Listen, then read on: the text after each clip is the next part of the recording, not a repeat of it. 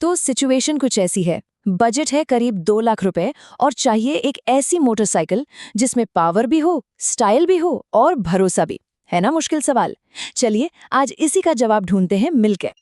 तो सबसे बड़ा सवाल ये है कि क्या इस बजट में सच में एक जबरदस्त पैकेज मिल सकता है? और इसका जवाब है बिल्कुल हाँ। और पता है क्या, हाल ही में कुछ ऐसे बदलाव हुए हैं ना, जिनकी वजह से आज के ऑप्शंस पहले से कहीं कहीं ज्यादा बेहतर हो गए हैं।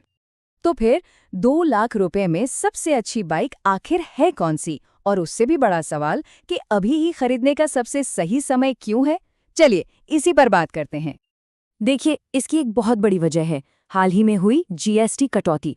और इस एक बदलाव ने, यकीन मानिए, प्रीमियम बाइक्स को पहले से काफी सस्ता बना दिया है। मतलब खरीदारों के लिए तो जैसे नए दरवाजे ही खुल गए हैं।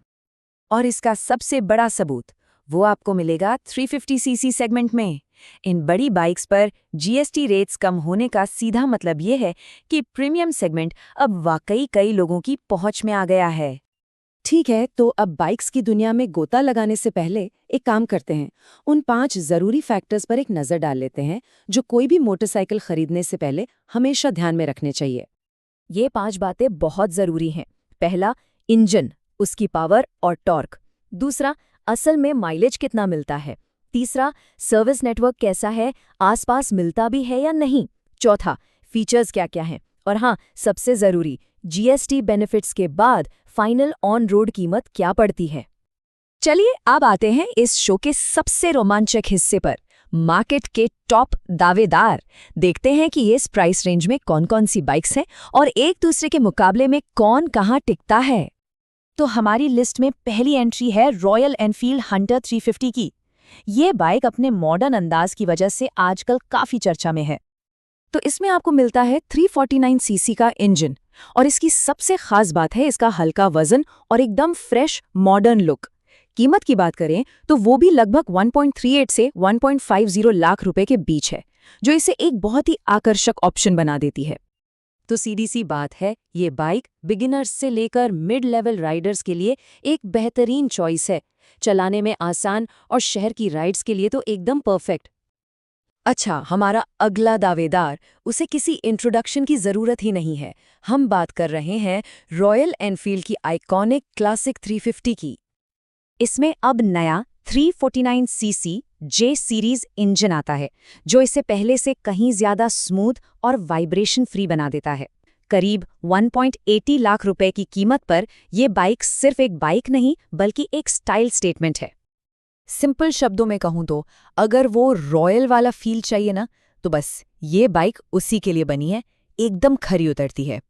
चलिए अब जरा जापान की तरफ चलते हैं। अगला दावेदार है यामाहा XSR 155, जो अपने कमाल के रेट्रो स्पोर्ट लुक के लिए जाना जाता है। हाँ, इसका इंजन 155 सीसी का है, लेकिन इसकी रिफाइनमेंट वो जबरदस्त है। रेट्रो और स्पोर्ट का ये मज़ेदार कॉम्बिनेशन आपको लगभग 1.50 लाख रुपए में मिल जाता है।